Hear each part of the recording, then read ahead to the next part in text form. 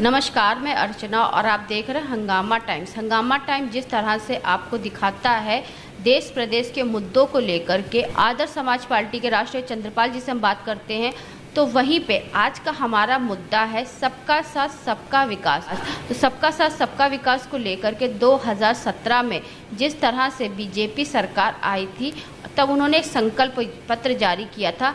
संकल्प पत्र में उनके कई सारे वादे थे, जिसमें से एक वादा था सबका साथ सबका विकास। तो एक खबर आई है उत्तर प्रदेश के आगरा जिले के फतेहाबाद गांव के, जहां पे दलित की बारात रोकी गई। जिस तरह से दलित की बारात रोकी गई, बारात किस लिए रोकी गई, क्या मामला था जिस तरह से दलित की बारात रोकी गई? तो मामला ये था कि पुराने रास्ते से बारात ना जा कर के नए रास्ते से बारात जा रही थी, जहां पे कुछ गांव वालों ने आपत्ति करी। मामला इतना बढ़ गया कि पुलिस को इसमें हस्तक्षेप करना पड़ा। जहां पर इस तरह की वारदात उत्तर प्रदेश में आए दिन घटती रहती है। कुछ मामले पुलिस थाने तक पहुंचते हैं और कुछ ख़त्म हो जाते हैं और कुछ तक एफआईआर भी दर्ज नहीं करी जाती है। तो आज का जो हमारा मुद्दा है सबका साथ सबका विकास।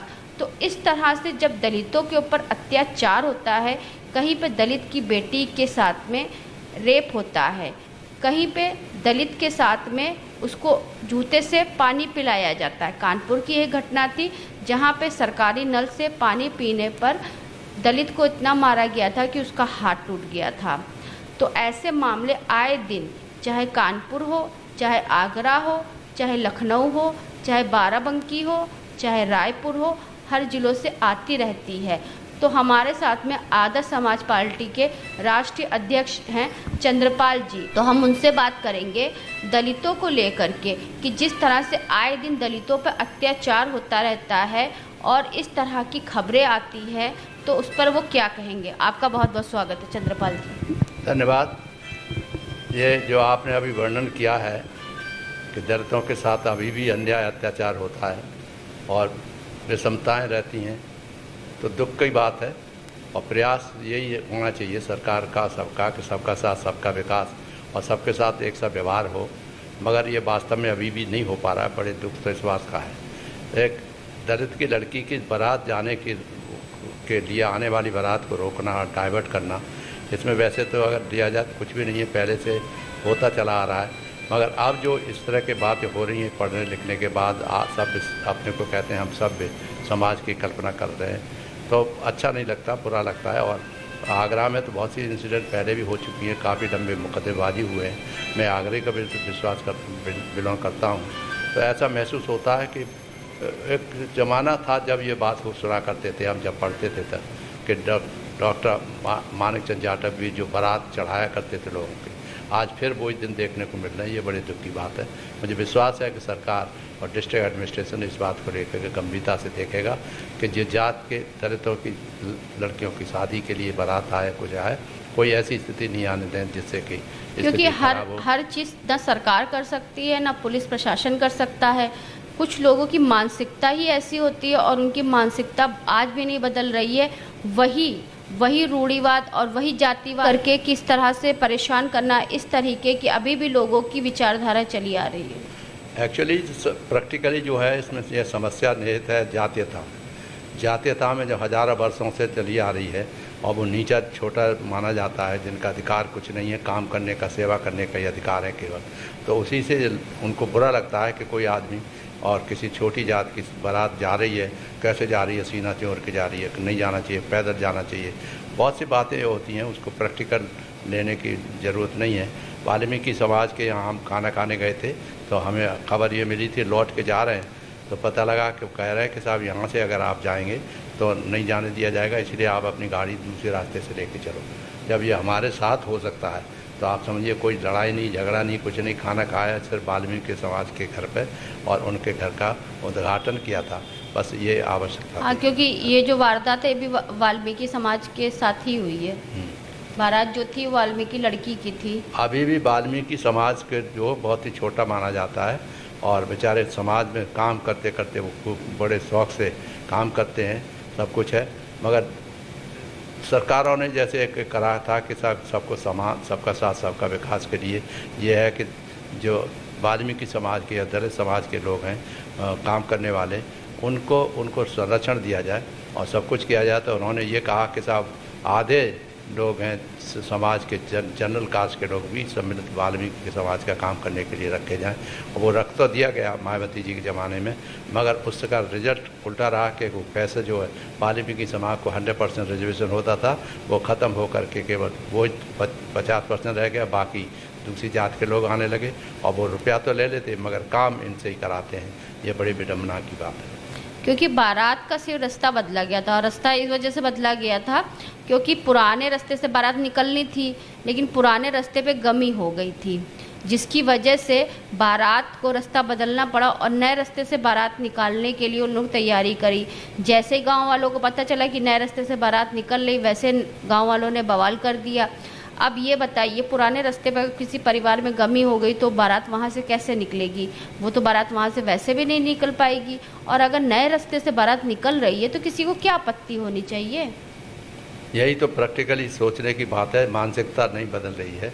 उनकी जिद यह है कि वाल्मीकि समाज को क्यों रास्ते में क्यों नहीं रोका गया, क्यों रास्ते में बारात नहीं चढ़ने दी, क्योंकि पुरानी पार्टी चली आ रही है आगरा में कि जब भी इस तरह के मामले होते थे तो आगरा में नहीं पूरे देश में ही, तो पूरे देश में है, मगर वहाँ की मैं बता रहा हूँ। तो MP साहब जाते थे कि उनके बारात चढ़ावाने के लिए जाया करते थे। ये है कि इस तरह दबाव होता था।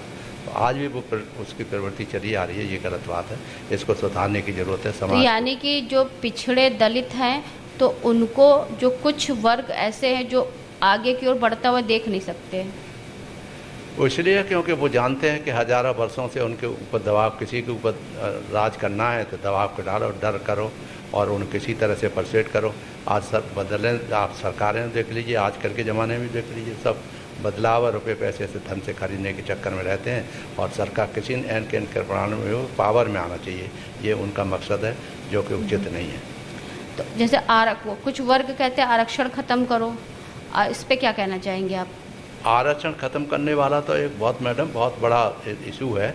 इसको एक सेमिनार अलग से करा जाए कि आरक्षण कैसे ख़त्म हो, जातीयता कैसे ख़त्म हो। सबसे प्रश्न ये होता है कि आरक्षण तो इस वजह से लागू करा गया था कि जो समाज में दलित है, दबे कुचले लोग हैं, उनको समाज में थोड़ा सा ऊंचा स्थान मिल सके, भागीदारी मिल जाए, उनकी भी भागीदारी मिले। हाँ। जो वो है उसको तो आरक्षण, लेकिन जो आए दिन ऐसी जब वारदात होती रहती है तो चाहे SC/ST एक्ट हो और चाहे आरक्षण हो, तभी ये कुछ वर्गों के लिए एक हथियार बन पाता है। नहीं, हथियार क्या, वो तो भागीदारी के प्रश्न, यह सिर्फ भागीदारी, और भागीदारी देते हैं तो पहले नहीं होता था। अब भागीदारी के लिए ये लोग पढ़े लिखे गए, अपना आवाज़ उठाने लगे हैं, तो महसूस होता है कि आरक्षण हमारा सहारा है, इसलिए आरक्षण होता है। फिर नहीं, हम तो ये कहते हैं, मेरा जैसा आदमी तो ये सोचता है कि आप जो है ऐसा करिए ना, सबके सब जातीयता ख़त्म करिए, सब बराबर हो जाएं, मानव एक समान का सिद्धांत क्यों नहीं लागू करते? हज़ारों वर्ष हो गए, बहुत हो गया। अब आप पढ़े लिखे लोग हैं, आप पढ़ने लिखने वाले लोग हैं, हमारे समाज के तो आप IAS ऑफिसर भी रह चुके हैं और आप IPS भी रह चुके हैं, तो आपके साथ में भी ऐसी वारदातें हुई होंगी? मेरे साथ में, हम क्योंकि पढ़ने लिखने में बहुत अच्छे थे, हमारा गांव में कोई ठाकुर जात के 3-4 घर थे, वो भी हमसे चिट्ठी पढ़वाते थे, और हर आदमी अभी भी प्यार से, इतने बड़े हो गए फिर भी डला लला कहते थे, लेडीज़ प्यार करती थी। मेरे गांव में तो छोटा सा गांव था, उसमें कभी किसी के साथ कोई जाति हुई नहीं, क्योंकि हम ही सबसे बड़े परिवार हमारा था, हमारे फादर ही पढ़े लिखे थे और कोई पढ़ा लिखा नहीं। गाँव में नहीं हुई, जैसे आपके कार्यकाल को लेकर के, कार्यकाल में भी आपने ऐसी कई घटनाएं देखी होंगी ना? नहीं, मेरे कार्यकाल में खुद के साथ में एक ही बात हुआ है, वो मैंने अभी जिक्र किया था कि अच्छा, जहाँ वाल्मीकि समाज के घर पे आप खाना खाने के लिए गए थे? हाँ, खाना खाने गए थे, तो लौट के गए थे, तो रास्ता आप कह रहे हैं कि यादव कौन से जिले का मामला था वो? ये हमारे आगरा जिले का ही था। आगरा का ही था। वहीं के किसी गांव में गए थे, चाचे आदर्श समाज पार्टी के डेलीगेट के तब हम लोग गए थे, खाना खा रहे थे, खाना खाने के बाद चल दिए, तो हमारी गाड़ी थी कि उसमें, तो कहने लगे किसी ने कि साहब यहाँ से लक्कड़ पड़े हुए हैं, रास्ते में आपकी गाड़ी नहीं जा सकती इस रास्ते से। और मुझे आश्चर्य हुआ कि मंडल आयोग में दाव कराने के लिए, जिसमें यादव बहुत लाभान्वित हुए, उन लोग कह रहे हैं कि नहीं चंद्रपाल साहब की गाड़ी नहीं जाने दी जाएगी। तो बड़ा आश्चर्य हुआ मुझे। फिर मैंने कहा कोई ज़रूरत नहीं है झगड़ने की, मैं दूसरे रास्ते से चले जाऊँगा। तो ये आप जब अपने कार्यकाल में तब की बात है या फिर कार्यकाल के बाद? कार्यकाल नहीं, ये रिटायर होने के बाद, पार्टी बनाने के बाद। नहीं, जब आप IAS ऑफिसर थे तब क्या आपके कार्यकाल में ऐसा कोई मामला सामने आया था? नहीं, आगरा का उस समय नहीं है। नहीं, कार्यकाल में तो इस तरह की बात नहीं आई, मगर ये जरूर है कि हमें जाति के आधार पे हमको महसूस होता था, और हमने कहा भी था चीफ मिनिस्टर वगैरह से और चीफ सेक्रेटरी वगैरह से, और दिक्कत ये है बाकायदा कि ये सब ऐसा नहीं होना चाहिए, गलत है, हमको सताया जाता है हर बात में। यानी कि डायरेक्ट नहीं, इनडायरेक्ट आपको सताया जाता है, इनडायरेक्टली सताया जाता है। आप आश्चर्य करोगे, हमारे खुद को जिसे कहते हैं कि चीफ मिनिस्टर थी, हमने उनको चीफ मिनिस्टर बनाया, उन्होंने हमको इतना परेशान किया। कारण लोग अब कहेंगे कि साहब जो मायावती जी की बुराई करते हैं, इसमें मायावती जी और नॉन मायावती समाज नहीं होता। समाज यह है कि मानसिकता क्या है लोगों की। हाँ, लोगों सबसे बड़ी तो बात यही होती है ना कि सरकार चाहे शासन हो चाहे प्रशासन कितना क्या कर लेगा, लोगों की आज भी मानसिकता वही है, लोगों की मानसिकता नहीं बदल रही है। मानसिकता बदलने के लिए हमने बीड़ा उठाया था कि हम किसी पार्टी में विलय नहीं करेंगे और अपने स्वतंत्र विचारधारा रखेंगे, और करुणा प्रेम मैत्री के आधार पर तो समाज की संरचना कराना बताएंगे, और सबको बराबरी का मानव एक समान का जिद्दा कराना चाहते हैं, और किसी के साथ कोई दुर्व्यवहार न हो, वो नहीं, हर एक की भागीदारी होनी चाहिए। भागीदारी नहीं कोई सोचना चाहता। सवाल हमने प्राइम मिनिस्टर साहब से भी मुलाकात करी थी, तो उसमें भी कह दिया था कि भागीदारी होना भी ज़रूरी है। सबका साथ सबका विकास के साथ सबकी भागीदारी क्यों नहीं हो सकती? भागीदारी नहीं करना चाहता कोई।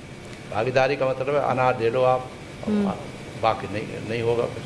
तो भागीदारी जरूरी है, हर चीज़ में भागीदारी हो तो सेटिस्फेक्शन होगा, और नहीं तो आपकी तमाम पार्टियां जैसी बन रही हैं वो अशांति पैदा करने वाली पार्टी रहेंगी, कुछ नहीं कर पाएगी। आदर्श समाज पार्टी केवल आदर्श के सिद्धांतों पर चलेगी, चाहे कुछ भी हो जाए, और उन्हीं लोगों को टिकट देगी जो क्रिमिनल्स नहीं हैं, जो भ्रष्टाचारी नहीं हैं, जो अन्याय और इसका दलित वर्गों के से उत्पीड़न नहीं करते हैं। ये हमारा उद्देश्य रहेगा। तो फतेहाबाद आगरा में जिस तरीके से ये वारदात हुई है, तो प्रदेश के जो मुखिया हैं CM योगी आदित्यनाथ जी, तो उनसे क्या अपील करना चाहेंगे आप? नहीं, उनसे तो उन्होंने कहा कि जैसे हम अन्याय नहीं होने देंगे किसी के साथ, कहना अलग बात है, और अन्याय होना नहीं चाहिए, ये तो सुनिश्चित होना ही चाहिए। और एक्टिव होते थे आजकल तो हमारे सोशल एक्टिविस्ट बहुत ज़बरदस्त एक्टिव हो गए, और अन्याय होता है तो फ़ौरन ही अपना डंडे ले के चल देते हैं। मगर मैं उससे सहमत नहीं हूँ, क्योंकि ये तो हर रिएक्शन का काउंटर रिएक्शन होता है।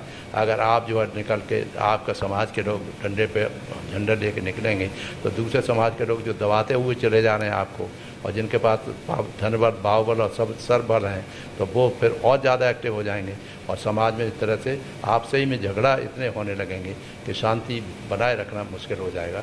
इसलिए बहुत ही ज़रूरी है कि स्टेट गवर्नमेंट और सेंट्रल गवर्नमेंट ये सुनिश्चित करे कि जो दलित वर्ग हैं, गरीब के लोग हैं, और जिनको हर खाने पर या आपके दिए हुए खाने पर आधारित रहना पड़ता है, वो ऐसे संपन्न करें कि हमारी सरकार हमारी है, हमारे साथ अन्याय नहीं होगा, सबके साथ एक सा व्यवहार होगा। और मालूम पड़ना चाहिए कि एजुकेशन में तो वैसे तो सबको फ़ायदा होना चाहिए। ये सर्विसेज में तमाम सिस्टम हमने बदला, जैसे जात के आधार पर रिक्रूटमेंट होता था तो उसमें पक्षपात होती थी, स्पष्ट है। तो हमें ने ये 4 साल तक प्रयास किया, और चीफ सेक्रेटरी थे उनको योगेंद्र नारायण साहब सॉरी, उनको दिया था कि किसी तरह से नाम, बाप का नाम, जात का नाम, धर्म का नाम नहीं होना चाहिए इंटरव्यू में, जिससे पक्षपात किसी के साथ नहीं होगी। आप पूछ लीजिए जिसको चाहें, वो चल रहा है, बहुत अच्छा चला। और गवर्नमेंट ऑफ इंडिया जब हम पहुँचे तो वहाँ पर भी मनमोहन सिंह साहब से रिक्वेस्ट करी कि साहब इसको बरकरार रखिए, तभी लोगों को निष्पक्षता महसूस होगी, और तभी आप आगे बढ़ के सारा देश जो है यही सोचने लगेगा। आज वो चल रहा है मामला, बहुत अच्छी बात है, मुझे प्रसन्नता होती है। धन्यवाद। तो ये थे हमारे साथ में आदर्श समाज पार्टी के राष्ट्रीय अध्यक्ष डॉक्टर चंद्रपाल जी, जिनसे हम बात करने के लिए आए थे।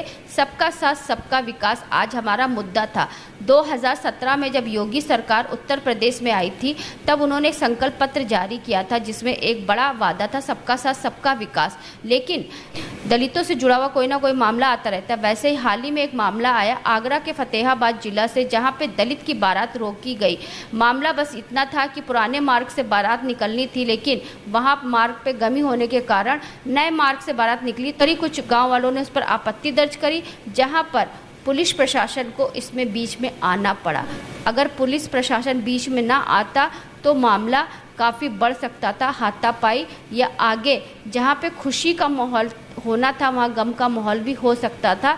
इस तरह से दलित समाज की जब बारात रोकी गई तो जहाँ 1947 में जब आज़ादी मिली तो बाबा साहब ने संविधान के तहत कुछ दलितों के लिए आरक्षण और उनके स्तर को आगे बढ़ाने के लिए कुछ सुविधाएं दी, जिसको लेकर के आज दलित समाज कुछ ना कुछ कर सकता है और कानून सबसे बड़ा उसका एक हथियार है जहाँ पे वो कुछ ना कुछ अपनी आवाज़ उठा सकता है। तो उसी के तहत में फतेहाबाद के गांव में जो इस तरह की वारदात हुई तो वो रुक गई और जहां पे पुलिस प्रशासन ने आकर के अपनी सूझबूझ से इस मामले को सुलझाया और बारात को शांतिपूर्वक वहां से निकाला गया। तो ऐसे ही हम खास मुद्दों पे बात करते रहेंगे आदर्श समाज पार्टी के राष्ट्रीय चंद्रपाल जी से, जिन्होंने बताया कि अगर उनकी पार्टी 2027 में विधानसभा चुनाव जीतती है और प्रदेश में अपनी सरकार बनाती है तो वो सभी का साथ, सबका विकास और सबकी सहभागिता लेकर के आएंगे। कि सहभागिता लाने के लिए उनकी पार्टी दृढ़पूर्वक निश्चित है और जिस तरह से वो सर्व समाज का विकास चाहते हैं और सभी को एक साथ लेकर के चलना चाहते हैं। तो इस मुद्दे पे उन्होंने अपनी पूरी प्रतिक्रिया दिया और उन्होंने बताया वाल्मीकि समाज के साथ आज से नहीं, विगत कई सालों से इस तरह से अत्याचार होता चला आ रहा है, लेकिन जब उनकी पार्टी अगर 2027 के विधानसभा चुनाव में आती है और जीतती है तो वो सभी समाजों के लिए अपनी अच्छी से अच्छी योजनाएं और नीति लेकर के आएंगे, जिससे पूरे समाज का सबका साथ, सबका विकास, सबकी सहभागिता रहेगी। तो ऐसे हम आपको देश प्रदेश के मुद्दे पर बात करते रहेंगे डॉक्टर चंद्रपाल जी से। तो आज की खास बातचीत में हमारे साथ में थे डॉक्टर चंद्रपाल जी। तो इसी के साथ मैं अर्चना आपसे जानना चाहूँगी, धन्यवाद। बने रहिएगा हंगामा टाइम न्यूज़ चैनल के साथ। हंगामा टाइम्स की तमाम खबरों को देखने के लिए हंगामा टाइम्स को सब्सक्राइब कर लीजिए और बेल आइकन दबा लीजिए। अगर आपको ये वीडियो अच्छा लगा हो तो लाइक बटन प्रेस कर अपनी प्रतिक्रिया हमारे कमेंट बॉक्स में देना मत भूलें।